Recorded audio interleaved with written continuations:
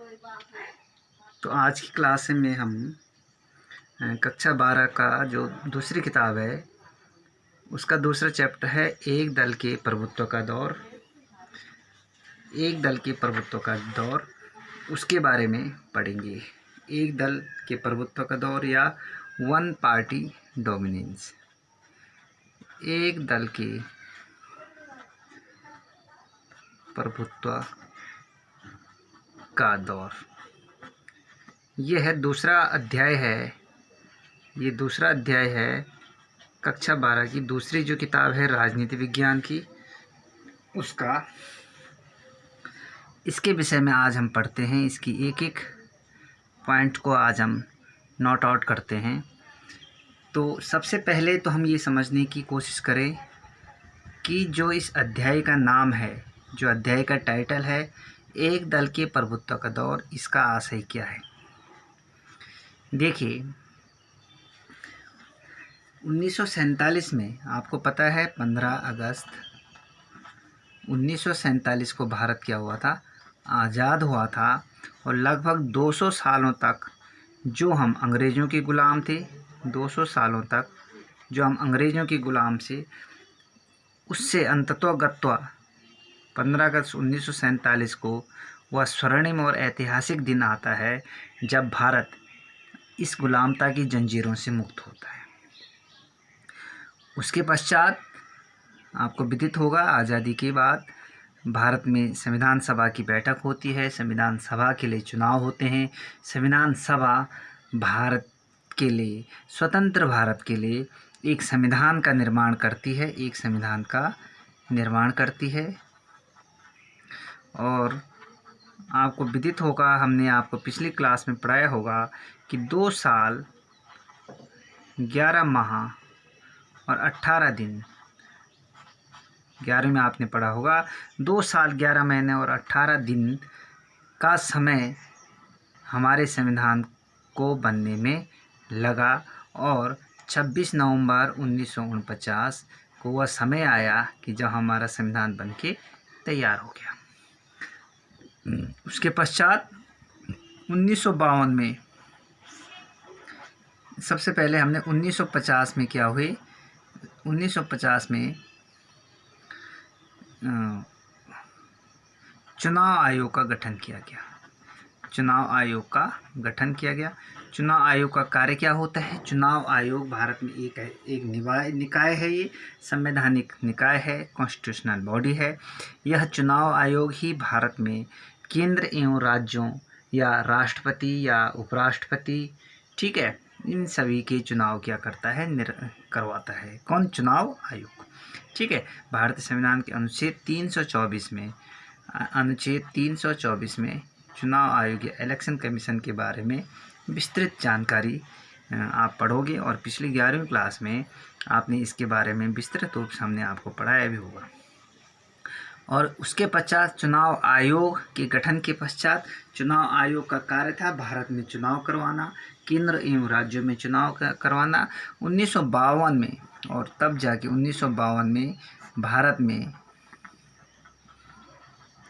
प्रथम आम चुनाव हुए। भारत में प्रथम आम चुनाव, जनरल इलेक्शन जो हैं, भारत की पहली बार, अगर कोई आज़ादी के बाद भारत में अगर पहली बार जो चुनाव हुआ तो वह दिन कब आया, 1952 में लोकसभा की क्या हुई थी, चुनाव हुई थी। लोकसभा की क्या हुई थी, चुनाव हुई थी। तो 1952 में जो चुनाव हुए उसमें अभूतपूर्व बहुमत हासिल किया एक पार्टी ने, और उस पार्टी का नाम क्या था, कांग्रेस पार्टी। क्या था, कांग्रेस पार्टी, या जिसका पूरा नाम क्या है, भारतीय राष्ट्रीय कांग्रेस, जिसका पूरा नाम क्या था, भारतीय राष्ट्रीय कांग्रेस। तो 1952 के चुनाव में, लोकसभा के चुनाव में या केंद्र के चुनाव में कांग्रेस पार्टी विजय हासिल हुई। और चैप्टर का जैसे नाम है कि एक दल के प्रभुत्व का दौर, इसका मतलब क्या है कि इस पार्टी को इतना बहुमत मिला कि इसका कोई सानी नहीं था, या अगल बगल जो विपक्ष था वो बहुत कम, कोई विपक्ष तो पहले उभरा ही नहीं, लेकिन जो दूसरी पार्टी थी भी उसको बहुत कम, 20 से नीचे क्या मिले, सीटें मिली। तो बहुत बड़ा बहुमत हासिल किया था कांग्रेस पार्टी ने।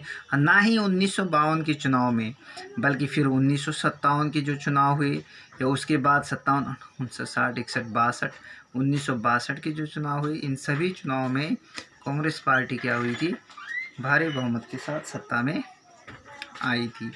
ठीक है, आपको विदित है भारत में 2 प्रकार के चुनाव होते हैं, या भारतीय जो शासन व्यवस्था है वो कैसी व्यवस्था है, संघात्मक शासन व्यवस्था है। संघात्मक शासन व्यवस्था है। आपने पिछली क्लास में पढ़ा होगा कि संघात्मक शासन व्यवस्था किसको कहते हैं। संघात्मक शासन व्यवस्था मतलब 2 स्तर की क्या होती हैं, सरकारें होती हैं। 2 स्तर की सरकार होती हैं। एक सरकार होती जैसे केंद्र स्तर की, और दूसरी सरकार होती है राज्य स्तर की। एक सरकार केंद्र स्तर की होती है, एक सरकार राज्य स्तर की होती है। केंद्र स्तर की सरकार का आशय क्या है, जैसे केंद्र का मतलब क्या है, नई दिल्ली। हमारी केंद्रीय सरकार का मुख्यालय कहाँ है, नई दिल्ली में। केंद्र में चुनाव होते हैं। देखो, केंद्र में चुनाव होते हैं। केंद्र में अगर चुनाव होते हैं तो मोटे शब्दों में हम कह सकते हैं संसद के चुनाव। संसद के 2 भाग होते हैं, लोकसभा और राज्यसभा। ठीक, लोकसभा और राज्यसभा। केंद्र में 2 चुनाव होते हैं, लोकसभा के चुनाव होते हैं और राज्यसभा के चुनाव होते हैं। हाँ, लोकसभा में जिसको बहुमत प्राप्त होता है, लोकसभा में जिसको क्या होता है, बहुमत प्राप्त होता है, वही पार्टी क्या होती है, सरकार का गठन करती है। सरकार का गठन। देखो, राज्यसभा के बहुमत के आधार पे केंद्रीय सरकार का गठन नहीं होता है।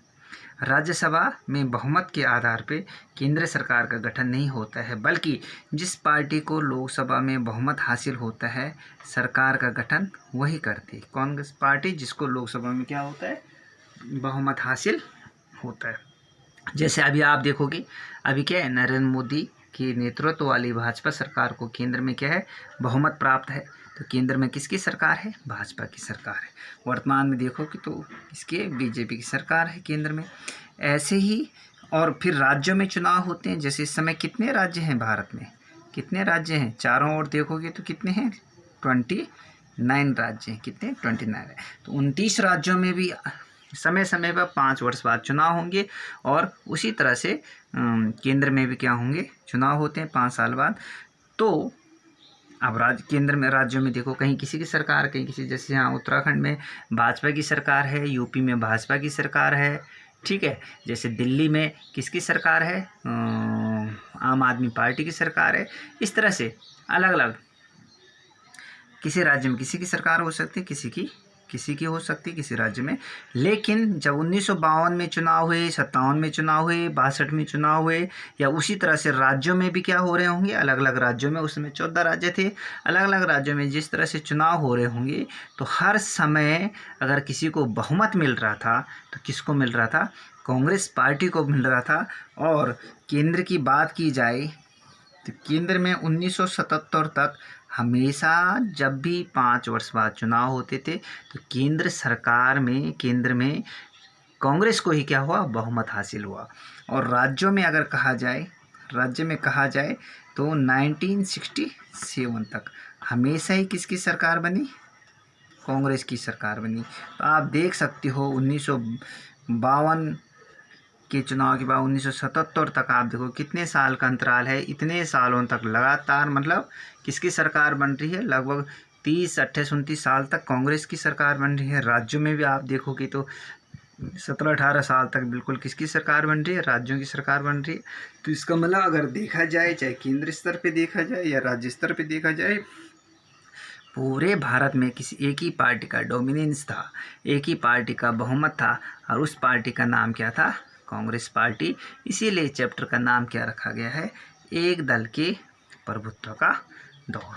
तो आप सब सर्वप्रथम ये तो समझ गए होंगे कि एक दल के जो प्रभुत्व का दौर, ये दूसरा चैप्टर है, उसका आशय क्या है।